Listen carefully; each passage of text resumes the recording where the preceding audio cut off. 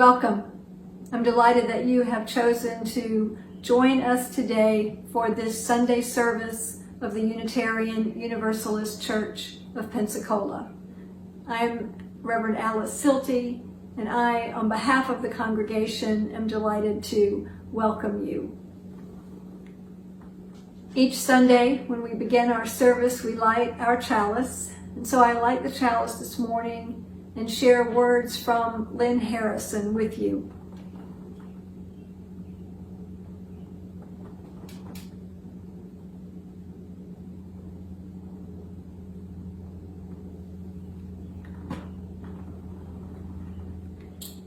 Committed to respond to the call of a wounded world, we join together this day with loving hearts, hands, and minds, embracing the interconnected web of water, air, and earth. We light a fire of sustaining hope, ever bright with love and justice. May we bring forth this day new wisdom, strength, and courage to create a new world, not of wealth, but of well-being. A world of new peace and abundance for all. As we give thanks for this earth, our shared and singular home, may we dedicate ourselves to its ongoing care. Rising to the calls deep within us and all around us, may we respond today and always with courage and with love. I welcome you into the spirit of the day and a time of centering with music from Denise.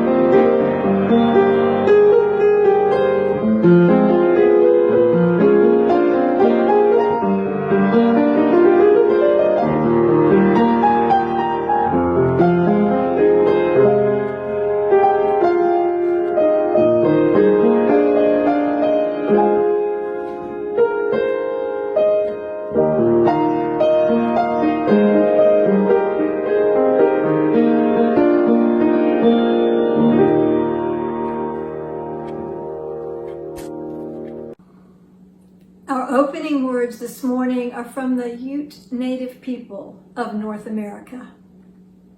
Earth, teach me stillness as the grasses are stilled with light. Earth, teach me suffering as old stones suffer with memory. Earth, teach me caring as parents who secure their young. Earth, teach me courage as the ant which crawls on the ground. Earth, teach me freedom as the eagle which soars in the sky. Earth, teach me resignation as the leaves which die in the fall. Earth, teach me regeneration as the seed which rises in the spring. Earth, teach me to forget myself as melted snow forgets its life. Earth, teach me to remember kindness as dry fields weep with rain. And on this celebration of Earth Day, I invite us to speak together our covenant. Love is the spirit of this church and service its law. This is our covenant, to dwell together in peace, to seek the truth in love, and to help one another. We begin this day remembering, as I said, that this has been the week to celebrate Earth Day, and it is also the beginning of Ramadan. And so we hold all our friends and neighbors who are celebrating that in our hearts today. Our first hymn is Blue Boat Home, sung by Peter Mayer, written and sung by Peter Mayer, with beautiful pictures from J.D. Stillwater. So enjoy and sing along as the words will be printed on the screen.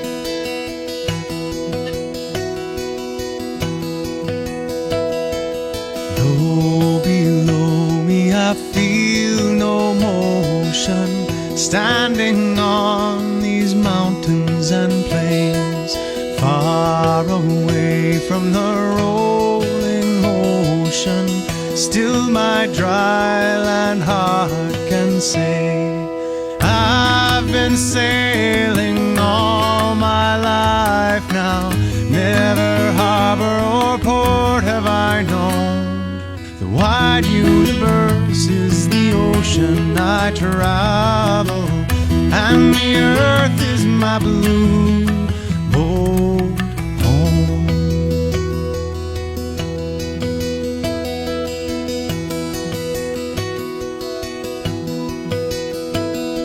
Sun, my sail, and moon, my rudder, as I ply the starry sea, leaning over the edge in wonder, casting questions into the deep, drifting here with my ship's companions, all we kindred pilgrim souls, making our way by the lights of the heavens in our beautiful blue boat home.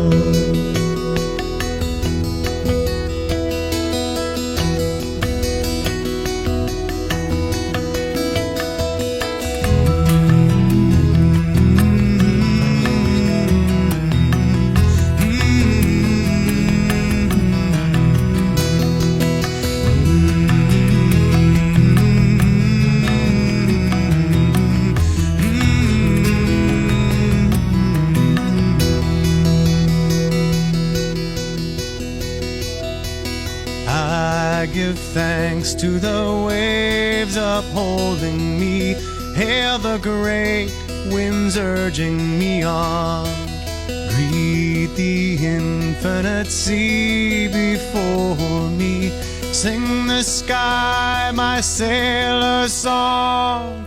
I was born upon the fathoms, never harbor or port have I known. The wide universe is the ocean I travel, and the earth is my blue boat home. The wide universe is the ocean I travel, and the earth is my blue boat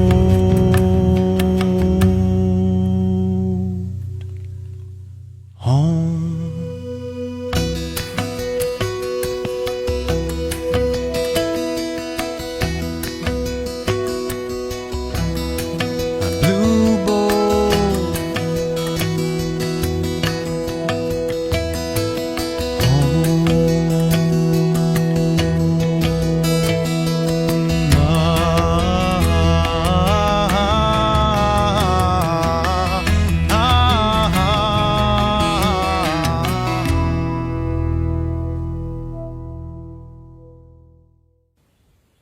Sunday when we attend church in our building, we collect an offering. And since we are not able to be in our building, we have come up with a new way to receive that offering.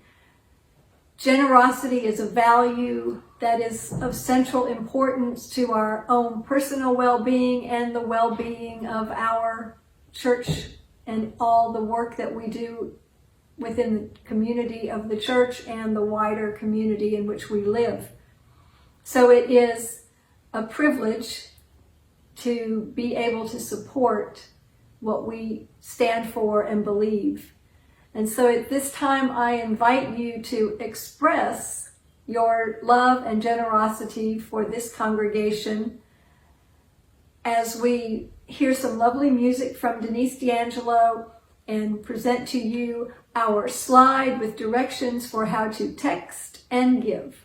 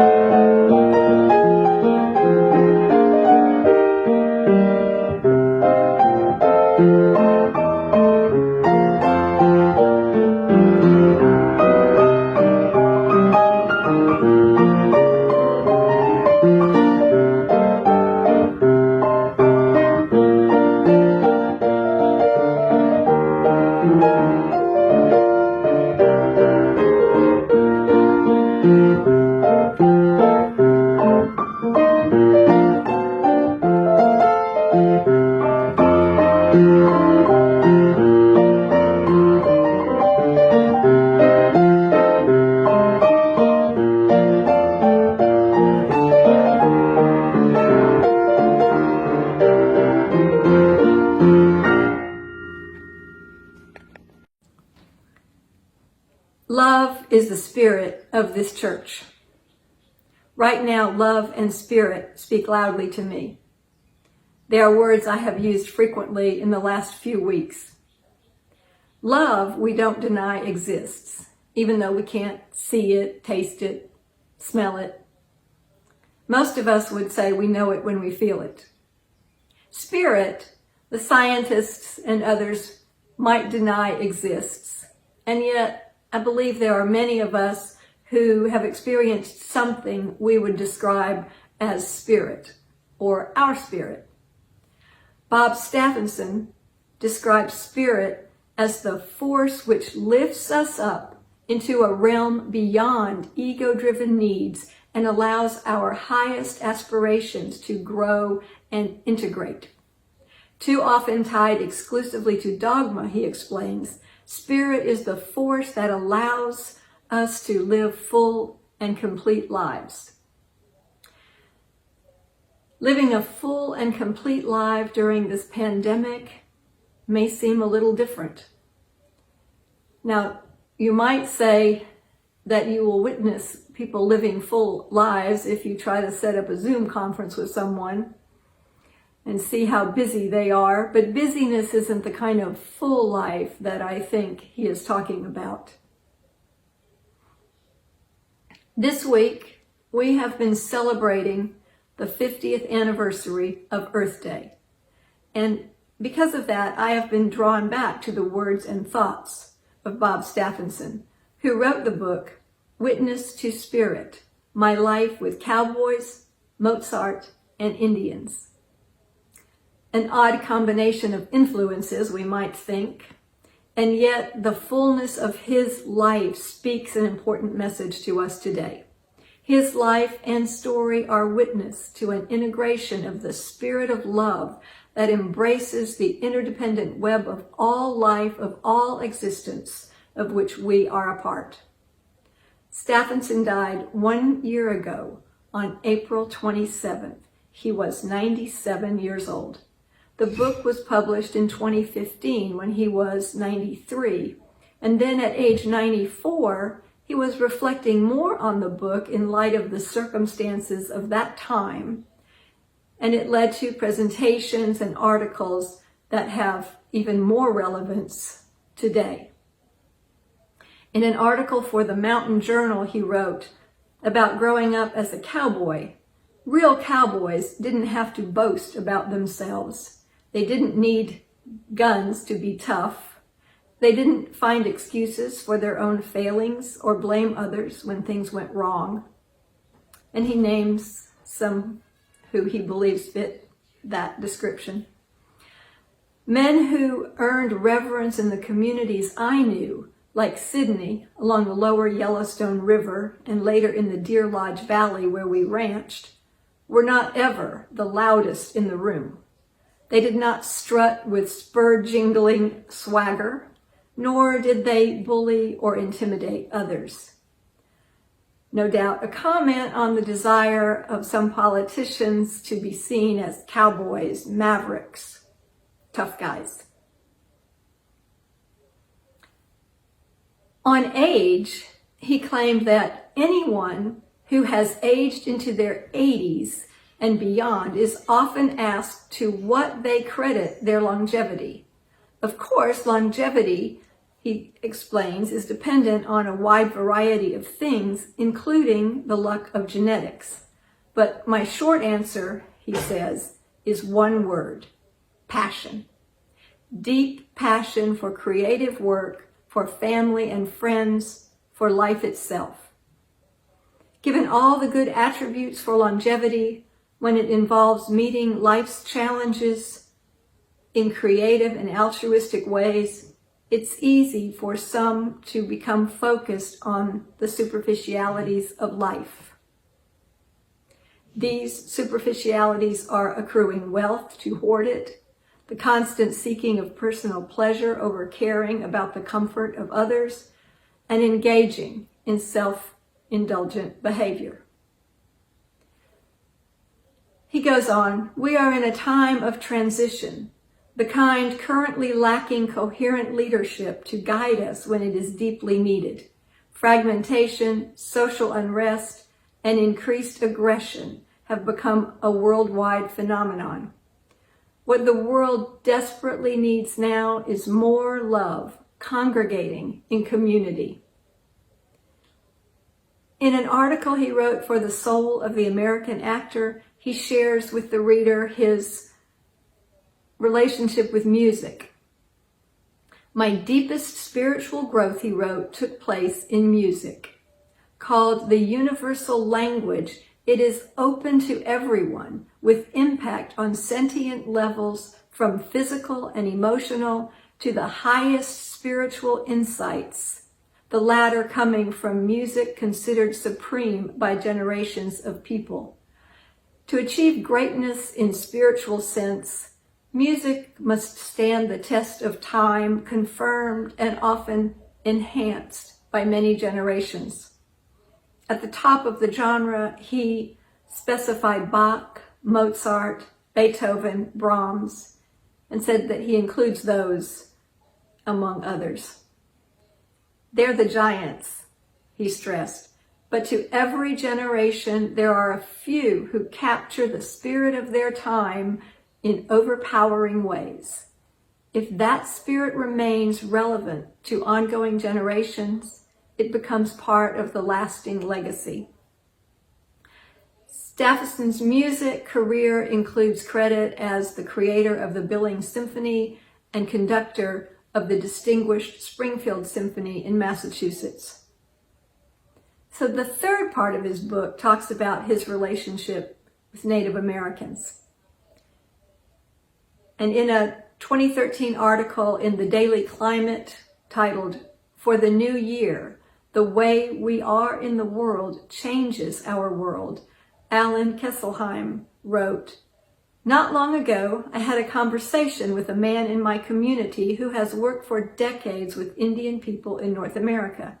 His name is Bob Stephenson.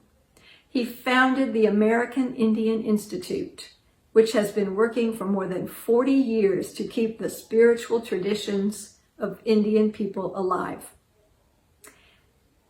How he goes about this is another story, but here's what he said that got this writer interested, and me also. "What frustrates Indian spiritual leaders to no end is that they aren't taken seriously. They are put into this mystical category, lumped in with woo-woo New Age malarkey that serves to discount them and pushes them to the fringe where their message can be ignored. Nothing could be further from the truth," he wrote. "They are very clear about their understanding of current reality, and it is completely practical. Their message is this, and this is what captured my attention. You cannot poison the soil, pollute the air, dirty the water, kill other forms of life, and not have problems. Those consequences are already manifest. They are all around us." Now, he said this prior to the pandemic. I feel like it takes on an even more powerful meaning now.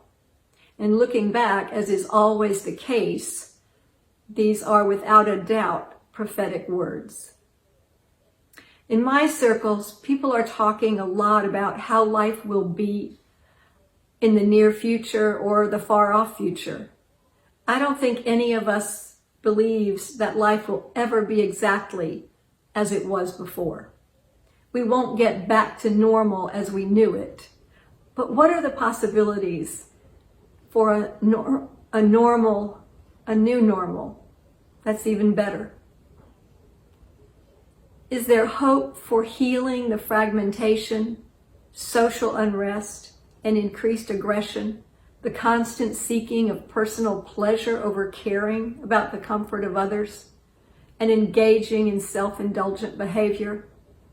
Will people continue to deny or finally realize that their own safety and health depends on the safety and health of everyone? On Monday, I had a conversation with a roofer who had come to fix a very significant leak in my ceiling. He came with a mask. I went out with a mask. I showed him pictures on my iPad of the leak in the ceiling. I walked around the backyard and pointed to the place by the chimney. I did not invite him into my house to see where the leak was, which would be a typical thing to do. And it all felt very awkward. When he and his crew were done, he knocked on my door, and I went outside so he could explain to me what they had done. At first, the conversation was very businesslike. And then at some point, I mentioned talking to one of the men before he arrived. And knowing that that worker did not speak English, he asked me, "Do you speak Spanish?" When I said yes, his whole demeanor changed. He softened. He smiled. He wanted to know where I had learned to speak Spanish. That opened up another conversation. The more we talked, the more our conversation became relational. We talked about the world and how it is changing and how it will change. As he stood and I stood several feet apart from each other having this conversation, I said, "Yeah, we're going to be afraid to talk to anyone." And he said, "Yes, we will need to be." What an interesting conversation to be having. And then I realized I haven't talked to anybody except my family in weeks. This is the first conversation with a stranger that I've had. as he was pointing out the things that I need to pay attention to, like downspouts and gutters, he also talked about his father who had passed away not too long ago and his mother who is living alone, and how he is now also thinking about his wife. He said, you know, it seems like the men die first. And so I'm talking to my wife about how she needs to learn how to handle these things because she'll probably be living long after I'm gone. An interesting conversation to have with a stranger, and it took a while to get from the masks and the distance, even with the distance, to be able to share our lives with one another. So I reflected back on that for a while about how it's going to be like that in this new world for who knows how long, that we will be hesitant with people, even people we know. I thought about that conversation a few nights later as Michael Moore was talking with Colbert on his Colbert show about his latest documentary, Planet of the Humans. He's been finishing it during this time of pandemic and went ahead and released it for Earth Day on YouTube for free because there's no telling when the theaters will be open. He noted that we are in worse shape now than we were at the first Earth Day 50 years ago. Even so, he refuses to accept that it's too late. Maybe the road we've chosen is the wrong one, he said. Maybe the young people, like Greta, will help us find our way. It's not just the climate now, it's the climate of society. Something else that Kesselheim said in his article: the wisdom of traditional elders grows out of ancestral knowledge passed down through millennia, rooted in place and drawing on a reality in which awareness of the earth, the weather, the natural laws that govern water and air and earth and fire is manifest in their everyday existence. Perhaps this knowledge will make its way finally into the hearts and minds of people. He went on to say, it is an awareness we only rarely glimpse in modern times. Remember, this is before the pandemic. Perhaps when we climb a high mountain and a threatening storm cell approaches, or hike for days in the wilderness. In these fleeting moments, natural conditions impact our comfort and safety, even our survival, in the most visceral way. Then and only then do we pay attention. Only then do we experience a level of humility in the face of nature. Well, surely this pandemic has been a source of humility for us in the face of nature. And it's not even a fleeting moment. We have and will have plenty of time to absorb the impact on our comfort and safety, and yes, of course, even our survival. How humbled are we when we realize the people on whom we rely for food, medical care, transportation, lights, water, internet, garbage collection, etc., are risking their lives so that we can stay home. Some of us can stay home and do our job of mitigating the impact of this disease. Michael Moore thinks one thing will change for sure. I hope so. We will never again think it's okay to pay somebody $7.25 an hour. Will the sight of coyotes on Michigan Avenue, monkeys in India going into houses and opening refrigerators to find food, pumas roaming the streets of Chile tell us anything? All things that Colbert mentioned seeing. Michael Moore is hopeful of that.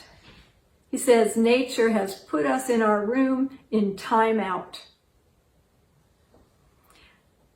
Now, this description came to me from a cruise line.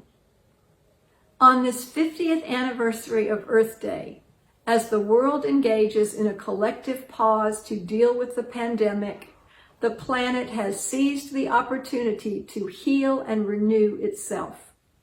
Pollution is lifting from some of the world's greatest cities to reveal beautiful vistas.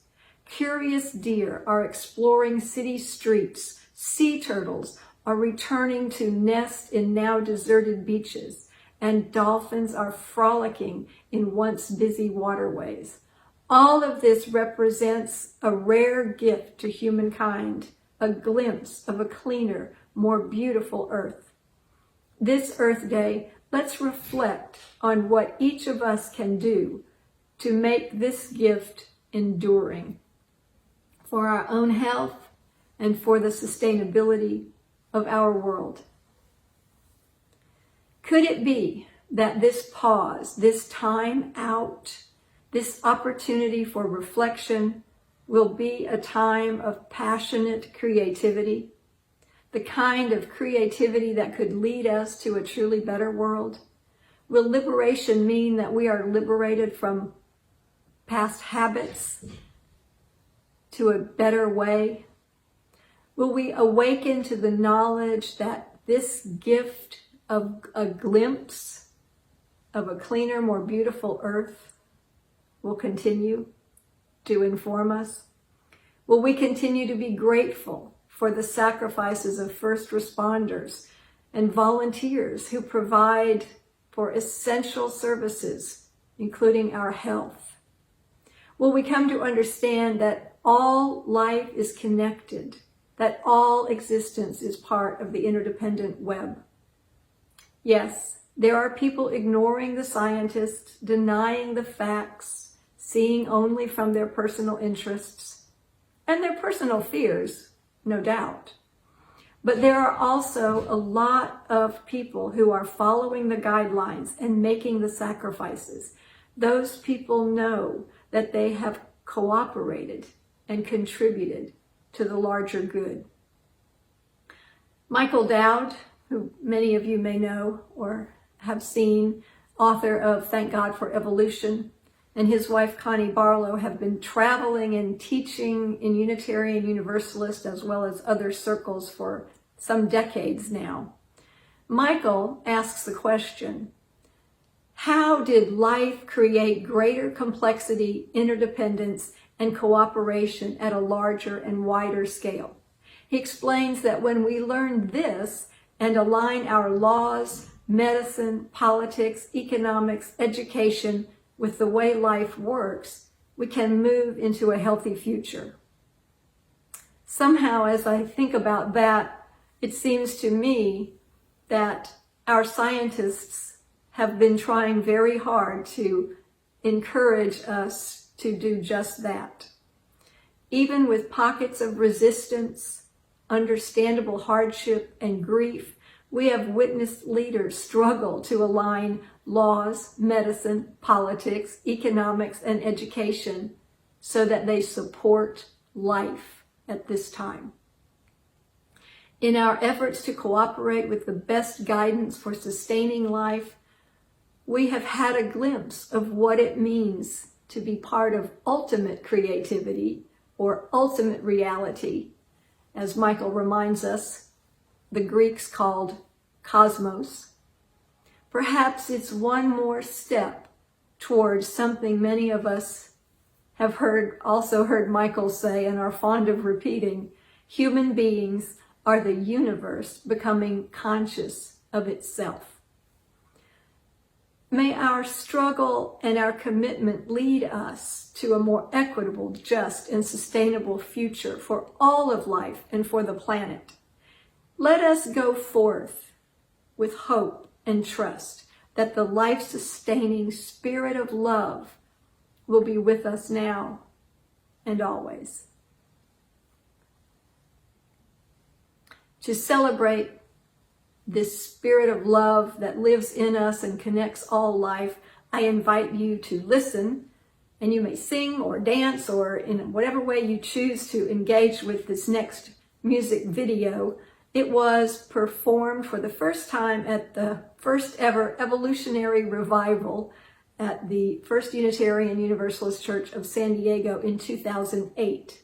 Michael and Connie were there along with the band, the Keith Mesker and the Cosmic All-Stars, who composed and performed this video that you're about to see and 4 others for that revival. And Keith Mesker happens to be my brother. So please enjoy this video and this song and sing along if you want to.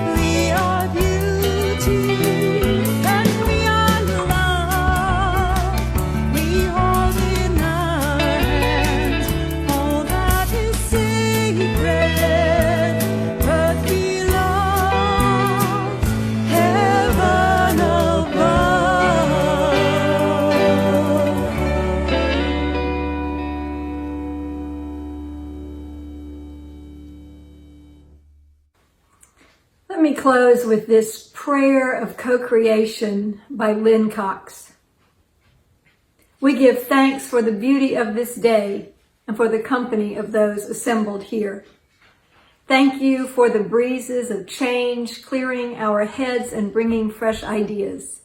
May they cleanse our minds of the oppressions and isms that divide us. Thank you for the flame of hope, the heat of righteous anger, the warmth of compassion, and the fire of commitment. May they bubble the cauldrons of transformation. Thank you for oceans of love, rivers of connection, tears of relief, and pools of serenity.